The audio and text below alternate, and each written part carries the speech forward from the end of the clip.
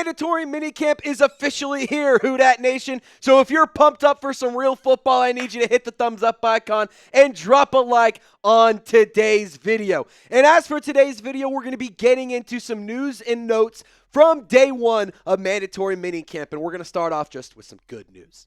We got to start off with the good stuff. Really actually no bad information in this video, but the best news of all, no new injuries, and everyone was present.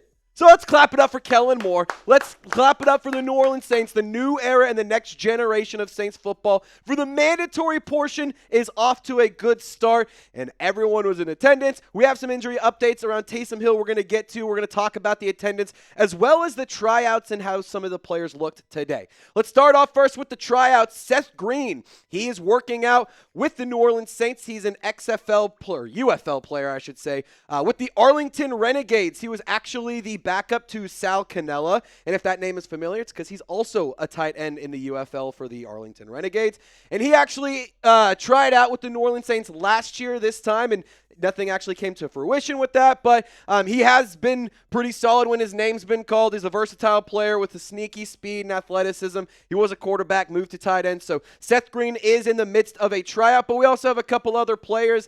Some familiar names. Shane Lemieux, he is trying out. He was with the New Orleans Saints previously. And running back Cam Akers, that's actually a big name that a lot of people watching this video will be like, hold on, I've heard of that name. Where have I heard that? Well, it's because he's been an NFL journeyman. He's been around the league for a bunch of different teams, predominantly, or mostly I should say, with the Los Angeles Rams, as well as the Minnesota Vikings. 2 different times he was traded to Minnesota.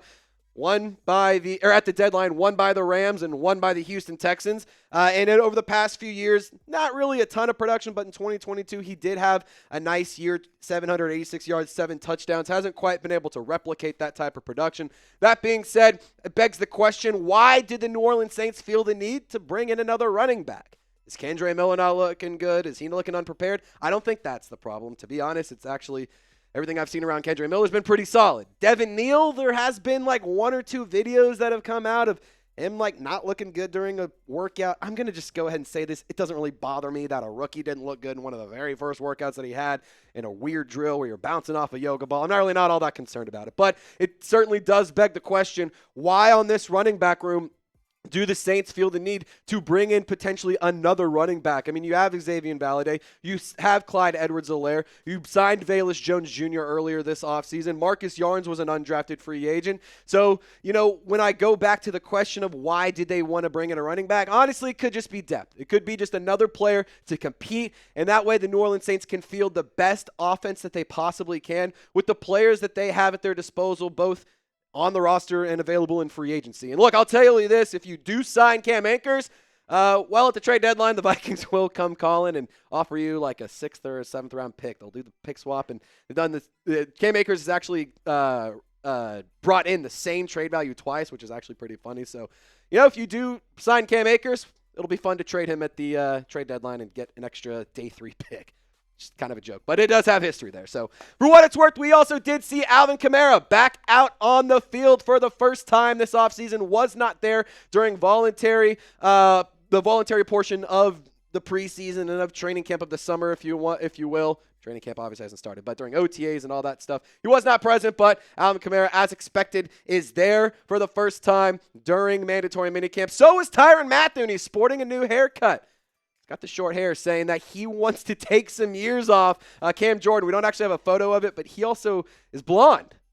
So, yeah, Cam Jordan is a bleach blonde, which is wild. But anyway, we also got Taysom Hill and Foster Moreau out at practice as well. In terms of Foster Moreau, if you remember, he was actually dealing with an injury he suffered in like the last few minutes of the last game last year against the Tampa Bay Buccaneers out in Tampa Bay. And for Taysom Hill, he suffered a knee injury, an ACL tear against the Los Angeles Rams late in the season last year. And as for an injury update, as promised, we got one for you. There is no timetable as to when Taysom Hill will return, but for a major knee injury, an ACL tear, it does take some time, especially for a player like Taysom Hill, who's 34 years old. It's going to take a little bit for him to get back on the field, but Kellen Moore does have big plans for him when he is available. He does still expect to use him somewhat as a quarterback, and so that does offer some good news for Saints fans that want to see Taysom Hill return to that prime peak form that we've seen him play at. He says his recovery is going well, and he says he's doing well, but in terms of when he can return, we still don't know. But at the end of the day, I don't want to see him rush back because I don't think we have too many seasons left with number 7.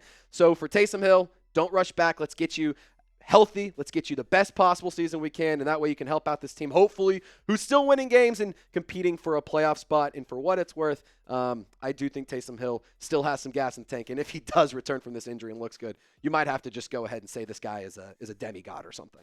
Now, really quickly, I want to tell you guys about today's presenting sponsor, and that is Chubbies. We're going to get back to some mandatory minicamp news and notes here in just 1 second, but mandatory minicamp is here, and that's also because the summer is here, which means it's officially time to let the dogs out. And by dogs, we mean your legs. If your pups have been stuck in jeans or sweats for the last few months, it's time to set them free with Chubbies shorts. You can get the Line Swim collection from Chubbies or the original stretch shorts. They're comfy, casual, and built for life. The stretch shorts can live on your legs. They're available in long, short, and way short. They come with a relaxed fit elastic waistband and no fuss design. These are the kind of shorts you'll forget you're wearing until you get an onslaught of high fives from your bros and some compliments from the ladies. And Chubby's biggest sale of the year is on, which means $45 bottoms, both for shorts and swim trunks, and up to 65% off select gear. It's the perfect time to donate your decade-old shorts and refresh your clothing wardrobe. Give your legs the summer they deserve. I have been rocking Chubby shorts for years. They are some of my favorite clothes that I've ever worn. And I'll tell you right now, I'm actually going on a couple of trips this summer with Maddie and with my family, and Chubby shorts is going to be making me look absolutely fresh when I'm out on vacation. So if you need some fresh gear to wear to the beer garden, out to an actual garden with your lady friend, if you're going to play a quick 18 holes, I'm telling you right now, Chubby Shorts has you covered. But if you're headed to a water park, you're going to the pool, out to the beach, the swimsuits are so comfortable. They come with an awesome liner, crazy patterns, and it really helps you show off your personality. I absolutely love Chubbies. So don't wait to get yours today. For a limited time, shop Chubby's biggest sale of the year for $45 shorts and up to 65% off select gear. Hit up chubbyshorts.com and grab your favorites before they're gone. And if you miss the sale, don't sweat it. You can use our exclusive code CHAT for 20% off. Support the show and let them know we sent you when the survey asks, and get ready to turn some heads. Summer is here, so dress like it in Chubbies. So let's keep talking about the mandatory minicamp stuff, other attendance, other news to discuss here. Now, Foster Moreau, we talked about it. He was actually doing a little bit of work off to the side. So was Dallas Beanham, the defensive back that the Saints signed as an undrafted free agent. He was doing some work off to the sides.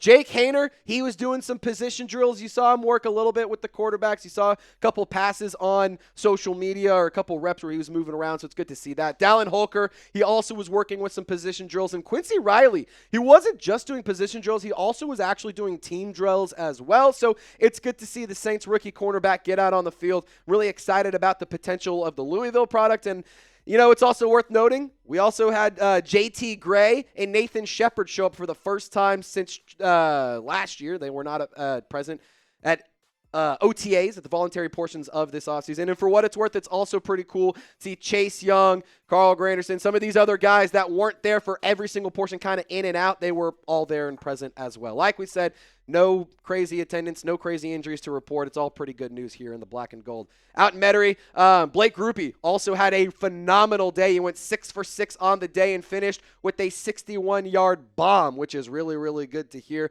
I think Blake Grupe is a talented football player, and I think when it comes to the kicker battle, the conversation is pretty interesting because between him and Charlie Smith, obviously Blake Grupe has the edge because he's been around the sport of football for a long time. Charlie Smith, he's still new to American football, but the dude's got a frickin' boot. So we'll have to see who ends up taking control of the kicker battle. Blake Grupe right now starting off hot, already looking in midseason form, which is awesome. Really quickly, a reminder to subscribe here to Saints Now by Chat Sports. If you want to stay in the know around the black and gold, you can join the over 46,000 members of our Golden Gang for 100% free. All you got to do, hit the big red sub button, and then just tickle that little notification bell. Set it to all, and that way you never miss any sort of content that we post or anytime we go live, because we do that throughout the regular season, we do that through off season, we do that all the time. So be sure to subscribe, turn on your notifications. That way you can stay in the know. Now we can join the Golden Gang.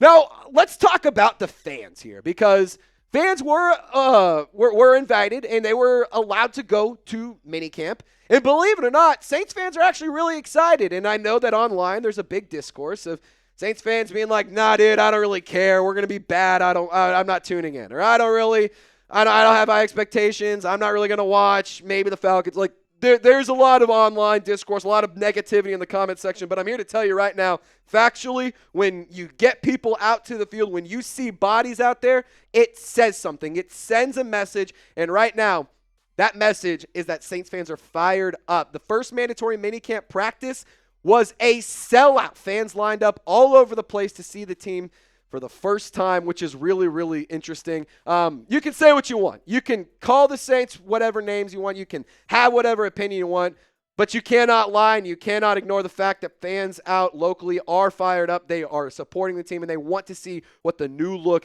New Orleans Saints are. And for what it's worth also, we don't have it in here, but I want to give a shout out to Rashid Shaheed. There's videos out here that the Saints posted on social media of him sticking around until every single person got an autograph or got to say what's up to Sheed. So that's pretty cool. You got to love that. But Kellen Moore, he finds this even cooler than I do. The fan aspect of this is awesome. It's impressive to see that on a Tuesday in the middle of June, we can reach capacity here and have a great turnout. It shows how special this place is. And Kellen Moore, I really can say I appreciate the fact that you recognize how special not just New Orleans is, but the fan base of the Who Dat Nation.